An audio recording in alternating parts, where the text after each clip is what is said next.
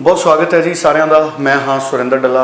एक बार फिर साडे नाल मौजूद ने लैंडमार्क इमीग्रेशन के डायरैक्टर जसमीत सिंह भाटिया जी, जिहड़े कि लैंडमार्क इमीग्रेशन नूं रिप्रजेंट करते हैं। कंपनी के डायरैक्टर ने, लाइसेंस्ड कंपनी है लैंडमार्क और बहुत लंबे समय तो स्टूडेंट्स नूं गाइड कर रही है।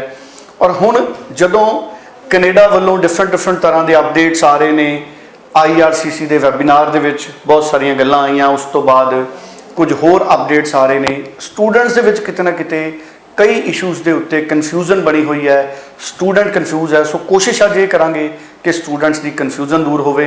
और मैं स्टूडेंट्स नूं फिर कहूँगा कि वो जिहड़ियां गवर्नमेंट दीयां वैबसाइट्स ने कनेडा दीयां, उन्हां दे नाल भी लगातार राबता बना के रखन, एक्सपर्ट्स तो भी वो ओपीनियन लैन और उस तो बाद ही वो फाइनल डिसीजन अपने करन। बहुत बहुत स्वागत है भाटिया जी।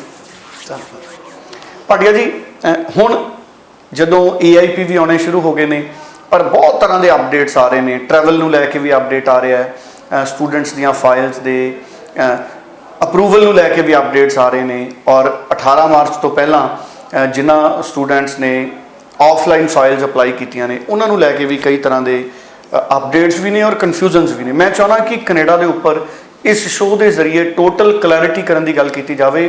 काफ़ी कन्फ्यूजनस ने जिहड़े स्टूडेंट्स जो दूर किए जान, जिहड़े फ्रीकुएंटली आस्क्ड क्वेश्चनस ने उन्हां सारिਆਂ ਦਾ हल किया जाए। हुण तुसीं किवें वेख रहे हो कनेडा नूं? AIP आउण तो बाद किस दिशा च कनेडा दे विच चीज़ां अगे वध रही हैं? सी कैनेडा एक इदा का देश है जोड़ा हमेशा जो भी काम करता बहुत सोच समझ के करता है, और कभी भी इंटरनेशनल स्टूडेंट को कैनेडा जाके कभी कोई औख का सामना नहीं करना पाया। सो सारे स्टूडेंट्स को पहली गल तो यही समझ लेनी चाहिए है कि जे तुसी एक सरकारी कॉलेज या एक अच्छे कंसलटेंट के थ्रू अपना केस अपलाई किया, तुहाडे पैसे पूरे सेफ हैं। सो सब तो पहला आ जाती है अपने पैसे सेफ्टी की गल। हुण सैकेंड स्टेज पर भी जे रिफ्यूजल आती है तो बहुत सारे कॉलेजेस ने कहता है कि सैकेंड स्टेज पर जो रिफ्यूजल आती है तो पूरे पैसे वापस होणगे। सो उस पर भी क्लैरिटी है कि काफ़ी सारे कॉलेजेस ने इदा कहता है कि सैकेंड स्टेज पर जे रिफ्यूजल मिलती है तो पूरे पैसे वापस होणगे। हुण असीं स्टूडेंट की गल करिए कि जिहड़े जनवरी इनटेक च अपलाई करना चाहते हैं, जिहड़े मई इनटेक च अपलाई करना चाहते हैं, मैं उन्होंने कहना चाहांगा कि वो बिल्कुल अपलाई कर सकते हैं, कोई टेंशन नहीं हैगी। और होपफुली बाय जनवरी इनटेक कि सानू जो इन्फॉर्मेशन है, Canada is starting normal flights, not special flights, normal flights by the end of September. So गल चल रही है मिनिस्ट्री की कि जिहड़े इंटरनेशनल स्टूडेंट्स हैगे हैं, तुसीं ये ना गिनो कि सिर्फ इंडिया तो ही कैनेडा स्टूडेंट जाता है। मैं तुहानूं दसदा कि Canada is base for language schools. तुहानूं सुन के हैरानी होएगी, अपने स्टूडेंट उत्थे लैंगुएज नहीं पढ़न जाते, और यूरोपियंस, मिडल ईस्ट, चाइना तो भी बहुत so China, European, middle east and south Asia, ये होर भी कंट्री बहुत आ जाते हैं जिहड़े कि उत्थे इंग्लिश लैंगुएज पढ़न जाते हैं।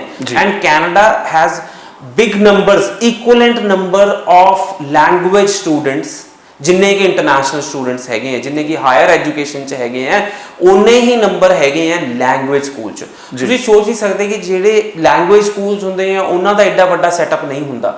जिवें कि आप सरकारी कॉलेजेस की गल करते हैं, वो फिर भी सरकारी कॉलेजेस फिर भी 6 महीने सर्वाइव कर गए, और हुण सरकार ते प्रेशर बनाया जिहदे करके AIP वाली पॉलिसी आई। पर जिहड़े लैंगुएज स्कूल्स आए हैं वो डिमांड कर रहे हैं कैनेडियन सरकार तो हैल्प दी कि असीं सर्वाइव नहीं कर पाए, 6 महीने हो चले हैं, साडे स्कूल्स बंद हो जाणगे जे तुसीं इंटरनेशनल स्टूडेंट नहीं लैके आए जी। सो तुसीं सोच सकते हो कि लैंगुएज स्कूल वाले स्टूडेंट्स भी बहुत इंपॉर्टेंट हिस्सा होंगे हैं कैनेडा की इकोनॉमी के, जिन्ने हायर एजुकेशन वाले स्टूडेंट्स होंगे हैं। सो जे असीं गल करिए, there is a very serious thought going about in Canada about to bring in language students, to bring in international education for higher education students, and to bring all students through normal flights, not special flights. So जिहड़ियां अपनियां हुण जिहड़ियां special flight शुरू हो रही हैं वो condition राही शुरू हो रही हैं। इत्थे भी बहुत वड्डी कन्फ्यूजन चल रही है। सो मैं सारे स्टूडेंट्स नूं कहांगा कि जे तुहाडा कोर्स ऑनलाइन चल रहा है, डोंट ट्रैवल जब तक नॉर्मल फ्लाइट्स नहीं शुरू होंदियां। चाहे तुहानूं कॉलेज तो ट्रैवल सपोर्ट लैटर भी मिल रही है, तुहानूं पता नहीं है। कैनेडा ने एक न्यूज़ दी है, आई डोंट नो कि जिहड़े स्टूडेंट्स नूं पता हैगी है कि नहीं पता हैगी, कि high commission air Canada, government of India या किसी भी फ्लाइट का कोई रोल नहीं हैगा ਜਿਹੜਾ CBSA ऑफिसर यानी कि कैनेडा बॉर्डर सिक्योरिटी ऑफिसर ਜਿਹੜਾ ਸਾਹਮਣੇ ਬੈਠਾ ਹੈ ਉਹਨੂੰ ਜੇ ਤੁਸੀਂ ਕਨਵਿੰਸ ਨਹੀਂ ਕਰ ਪਾਏ ਕਿ ਤੁਹਾਡਾ ਕੁਆਰੰਟਾਈਨ ਪੀਰੀਅਡ ਸਹੀ ਹੈ, ਤੁਸੀਂ ਇੱਥੇ ਕਿਉਂ ਆਏ ਹੋ, ਤੁਹਾਡੀਆਂ ਕਲਾਸਾਂ ਤਾਂ ਆਨਲਾਈਨ ਲੱਗ ਰਹੀਆਂ ਫਿਰ ਵੀ ਤੁਸੀਂ ਇੱਥੇ ਪਹੁੰਚ ਗਏ ਹੋ, ਜੇ ਉਹਨੂੰ ਸਹੀ ਨਹੀਂ ਲੱਗਦਾ ਤਾਂ ਹੀ can send you back. So students risk क्यों लेना चाहते हैं, अपने वीजे का रिस्क क्यों लेना चाहते हैं, स्टूडेंट क्यों रिस्क लेना चाहते हैं कि शायद कोई इदा का कैनेडा बॉर्डर सिक्योरिटी ऑफिसर मिल जे जिहड़ा वीज़ा कैंसल करके वापस भेज दे। सी उन्होंने तो कुछ भी क्लॉज लाना है, they have the full power, visa officer तो पूरी ज़्यादा पावर होंदी है CBSA कोल, and they can send you back from Canada itself, so don't take this risk। बिल्कुल ठीक है, बिल्कुल ठीक है। और हुण EIPs जिवें आने स्टार्ट हो गए, उस तो बाद हुण स्टूडेंट काफ़ी ज़्यादा कन्फ्यूजन की स्टेज ने, तुसीं की एडवाइस करोगे स्टूडेंट्स नूं की करना चाहिए? हालांकि क्लासेस ऑनलाइन क्लासेस उन्होंने लाउणियां या नहीं लाउणियां ये प्योरली उन्हों का अपना डिसीजन है, पर तुहाडी एडवाइस की है? सी मैं स्टूडेंट्स को कहांगा कि जे AIP मिल गए हैं या जिन्हों के भी 18 मार्च तो पहला वीजे आए हैं, उन्होंने सारिਆਂ ਨੂੰ यही एडवाइस करांगा कि अपनियां ऑनलाइन क्लासेस जरूर लगाओ, ਜ਼ਰੂਰ ਲਗਾਓ, ਬਹੁਤ ਜ਼ਿਆਦਾ ਜ਼ਰੂਰੀ ਹੈ ਆਨਲਾਈਨ ਕਲਾਸਿਸ ਲਾਣੀਆਂ। ਸਪੋਜ਼ ਤੁਸੀਂ ਕੈਨੇਡਾ ਪਹੁੰਚ ਜਾਂਦੇ ਹੋ ਔਰ ਅੱਜ ਮੈਂ ਤੁਹਾਨੂੰ ਕਹਿਣਾ ਕਿ ਕੈਨੇਡਾ ਦੀਆਂ ਫਲਾਈਟਾਂ ਸ਼ੁਰੂ ਹੋ ਗਈਆਂ, ਤੁਸੀਂ ਕੈਨੇਡਾ ਪਹੁੰਚ ਜਾਓ, ਉੱਥੇ ਜਾ ਕੇ ਵੀ ਤਾਂ ਆਪਾਂ ਆਨਲਾਈਨ ਕਲਾਸਿਸ ਲਾਣੀਆਂ। ਉੱਥੇ ਜਾ ਕੇ ਆਪਾਂ ਐਕਸਕਿਊਜ਼ ਦੇਵਾਂਗੇ ਕਿ ਆਪਣੇ ਕੋਲ ਲੈਪਟਾਪ ਨਹੀਂ ਹੈਗਾ, ਆਪਣੇ ਕੋਲ ਇੰਟਰਨੈਟ ਨਹੀਂ ਚੱਲਦਾ। ਅੱਛਾ, ਅਗਰ ਸਟੂਡੈਂਟ ਹੁਣ ਜੇ ਕੋਈ ਸਪੈਸ਼ਲ ਅਰੇਂਜਮੈਂਟ ਹੁੰਦਾ ਫਲਾਈਟਸ ਦਾ, ਸਟੂਡੈਂਟ ਕੈਨੇਡਾ ਚਲੇ ਜਾਂਦੇ ਨੇ, ਇਨੀਸ਼ੀਅਲੀ ਉੱਥੇ ਵੀ ਆਨਲਾਈਨ ਕਲਾਸਿਸ ਲਾਣੀਆਂ ਪੈਣੀਆਂ? ਬਿਲਕੁਲ, ਉੱਥੇ ਵੀ ਆਨਲਾइन ਕਲਾਸਿਸ ਲਾਣੀਆਂ ਪੈਣੀਆਂ। ਸਿਰਫ 20% ਸਟੂਡੈਂਟ ਹੀ ਹੈਗਾ ਜਿਹੜੇ ਹਾਈਬ੍ਰਿਡ ਕੋਰਸਿਸ 'ਚ ਹੈਗੇ ਆ, ਸੋ ਉਹਨਾਂ ਨੂੰ ਉੱਥੇ ਜਾ ਕੇ ਵੀ ਆਨਲਾਈਨ ਕਲਾਸਿਸ ਹੀ ਲਗਾਉਣੀਆਂ ਪੈਣੀਆਂ। ਸਿਰਫ ਹਾਈਬ੍ਰਿਡ ਕੋਰਸਿਸ ਯਾਨੀ ਕਿ ਜਿੰਨਾ ਕੋਰਸਿਸ ਵਿੱਚ ਲੈਬਸ ਦੀ ਜ਼ਰੂਰਤ ਹੈਗੀ ਹੈ ਉਹਨਾਂ ਕੋਰਸਿਸ ਦੀਆਂ ਕਲਾਸਿਸ ਲੱਗਣਗੀਆਂ, ਬਟ ਬਾਕੀ ਕਲਾਸਿਸ ਤਾਂ ਸਾਰੀਆਂ ਆਨਲਾਈਨ ਹੀ ਲੱਗਣੀਆਂ।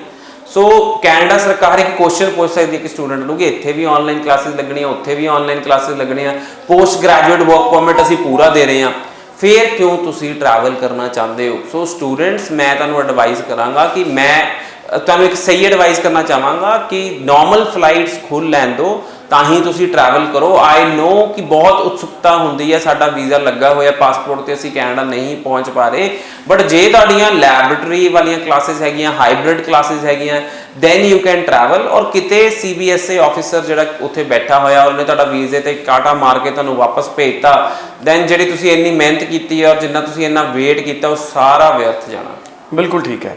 ਔਰ ਇਹ ਤਾਂ ਇਸ਼ੂ ਹੋ ਗਿਆ ਆਨਲਾਈਨ ਕਲਾਸਿਸ ਦਾ, ਜਿਵੇਂ ਤੁਸੀਂ ਐਡਵਾਈਸ ਕੀਤਾ, ਇਹ ਵੀ ਕੋਈ पॉलिसी है कि किन्नियां क्लासेस ऑनलाइन लाइया जा सकदियां ने, किन्ने सब्जेक्ट ऑनलाइन कीते जा सकदे सारे?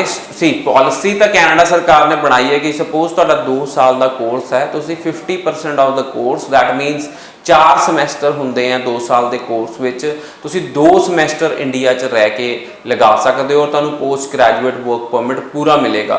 ਔਰ ਜੇ ਤੁਸੀਂ ਸਪੋਜ਼ ਇੱਕ ਸਾਲ ਦਾ ਕੋਰਸ ਲਿਆ ਤਾਂ ਤੁਸੀਂ 1 ਸਮੈਸਟਰ ਇੰਡੀਆ 'ਚ ਲਗਾ ਸਕਦੇ ਹੋ। ਸੋ ਇਹ ਕਲੈਰਿਟੀ ਪੂਰੀ ਹੈਗੀ ਹੈ, ਸਟੂਡੈਂਟਸ ਨੂੰ ਪੂਰੀ ਕਲੈਰਿਟੀ ਹੈਗੀ ਕਿ 50% ਕੋਰਸ ਕਿੰਨੇ ਸਬਜੈਕਟ ਆਨਲਾਈਨ ਕਲਾਸਿਸ ਉਹਨਾਂ ਨੂੰ ਲਾਉਣੇ ਪੈਣਗੇ? ਸੀ ਕ੍ਰੈਡਿਟ ਸਿਸਟਮ ਚੱਲਦਾ ਹੈ ਔਰ ਨਾਰਮਲੀ ਇੱਕ ਸਾਲ 'ਚ ਸਟੂਡੈਂਟ 15 ਤੋਂ 20 ਕ੍ਰੈਡਿਟ ਪੜ੍ਹਦਾ ਹੈ। ਤਾਂ ਸਟੂਡੈਂਟਸ ਨੂੰ ਮੈਂ ਇਹ ਕਹਿਣਾ ਚਾਹਾਂਗਾ ਕਿ ਸ਼ਡਿਊਲ ਆਏਗਾ ਕਾਲਜ ਤੋਂ, ਜਿਹੜਾ ਸ਼ਡਿਊਲ ਆਏਗਾ ਇੱਕ ਬਲੈਕ ਬੋਰਡ ਕਰਕੇ ਸੌਫਟਵੇਅਰ ਹੈਗਾ ਜਿਹਦੇ ਥਰੂ ਕਲਾਸਿਸ ਲੱਗਦੀਆਂ ਪਈਆਂ। ਸੋ ਨਾਰਮਲੀ ਬਲੈਕ ਬੋਰਡ ਇੱਕ ਇੰਟਰਨੈਸ਼ਨਲ ਸੌਫਟਵੇਅਰ ਹੈ ਜਿਹਦੇ ਥਰੂ ਕਲਾਸਿਸ ਲੱਗਦੀਆਂ। Student can ask question, student can raise hands, student can note down the notes. So student ਉਹ ਬਲੈਕ ਬੋਰਡ 'ਤੇ ਜੋ ਤੁਸੀਂ ਲਿਖਦੇ ਹੋ ਉਹ ਤੁਹਾਡਾ ਸੇਵ ਹੋ ਜਾਂਦਾ ਕੰਪਿਊਟਰ 'ਤੇ। ਸਾਡੀ ਵੀ ਟ੍ਰੇਨਿੰਗ ਹੋਈ ਸੀ, ਸਾਡੀ ਵੀ ਕੁਝ ਟ੍ਰੇਨਿੰਗਸ ਹੋਈਆਂ ਕਾਲਜਿਸ ਦੀਆਂ, ਉਹ ਵੀ ਬਲੈਕ ਬੋਰਡ ਸੌਫਟਵੇਅਰ 'ਤੇ ਹੀ ਹੋਈਆਂ। So students it is not that difficult. ਜੇ ਤੁਸੀਂ ਪੜ੍ਹਾਈ ਕਰਨ ਜਾ ਰਹੇ ਹੋ ਤਾਂ ਪੜ੍ਹਨਾ ਹੀ ਆਪਣਾ ਮੋਟਿਵ ਹੈ, ਔਰ ਜੇ ਤੁਸੀਂ ਆਨਲਾਈਨ ਕਲਾਸਿਸ ਨਹੀਂ ਲਗਾਉਣਾ ਚਾਹੁੰਦੇ that is your wish, but he this can be harmful for you ਕਿ ਕੱਲ੍ਹ ਨੂੰ ਸੈਕਿੰਡ ਸਟੇਜ 'ਤੇ ਕੋਈ ਪ੍ਰੋਬਲਮ ਆ ਜਾਏ ਆਨਲਾਈਨ ਕਲਾਸਿਸ ਨਾ ਲਗਾਉਣ ਕਰਕੇ, ਜਾਂ ਤੁਹਾਨੂੰ ਬਾਰਡਰ ਤੇ ਪਹੁੰਚ ਕੇ ਤੁਹਾਨੂੰ ਕੁਐਸਚਨ ਪੁੱਛਿਆ ਜਾਏ ਕਿ ਤੁਹਾਡਾ ਇੰਟੈਂਟ ਸਹੀ ਨਹੀਂ ਹੈਗਾ, why you didn't started your online classes. So ਇਹ ਸਾਰੀਆਂ ਗੱਲਾਂ ਨੂੰ ਲੈ ਕੇ ਮੈਂ ਸਾਰੇ ਸਟੂਡੈਂਟਸ ਨੂੰ ਕਹਿਣਾ ਚਾਹਾਂਗਾ ਕਿ you should attend online classes, rest it will be your decision, because ਇਹਨੂੰ ਨੈਗੇਟਿਵ ਤਰੀਕੇ ਵੀ ਬਹੁਤ ਪੋਰਟਰੇ ਕੀਤਾ ਜਾ ਰਿਹਾ ਏਜੰਟਸ ਵੱਲੋਂ ਕਿ ਤੁਸੀਂ ਆਨਲਾਈਨ ਕਲਾਸਿਸ ਨਾ ਲਗਾਓ। ਸੋ no excuses will be acceptable if your visa is cancelled। Online classes ਜਿਵੇਂ ਹੁਣ ਸੈਪਟੈਂਬਰ ਇਨਟੇਕ ਹੈ, ਕਦੋਂ ਤੱਕ ਸਟਾਰਟ ਹੋ ਜਾਣਗੀਆਂ ਸੈਪਟੈਂਬਰ ਜੀ intake ਦੇ? ਹਰ ਕਾਲਜ ਦਾ ਸ਼ਡਿਊਲ ਹੈ। ਕਿਸੇ ਦੀਆਂ ਜੀ। ਕਾਲਜ ਕਲਾਸਿਸ 6 ਸਤੰਬਰ ਨੂੰ ਸਟਾਰਟ ਹੋ ਰਹੀਆਂ, ਕਿਸੇ ਦੀਆਂ ਕਲਾਸਿਸ 14 ਸਤੰਬਰ ਨੂੰ ਸਟਾਰਟ ਹੋ ਰਹੀਆਂ। ਸਪੋਜ਼ ਤੁਹਾਨੂੰ ਇਹਦੇ ਤੇ ਵੀ ਇੱਕ ਮੁੱਦਾ ਆ ਜਾਂਦਾ ਹੈ ਕਿ ਮੇਰੀਆਂ ਕਲਾਸਿਸ 6 ਸਤੰਬਰ ਤੱਕ ਸਟਾਰਟ ਹੋ ਰਹੀਆਂ ਔਰ ਮੈਨੂੰ AIP ਨਹੀਂ ਮਿਲਦਾ। ਸੋ ਆਬਵੀਅਸਲੀ ਅਗਰ ਤੁਹਾਨੂੰ AIP ਨਹੀਂ ਮਿਲਦਾ, you can only start your online classes ਜੇ ਤੁਹਾਨੂੰ AIP ਮਿਲਦਾ।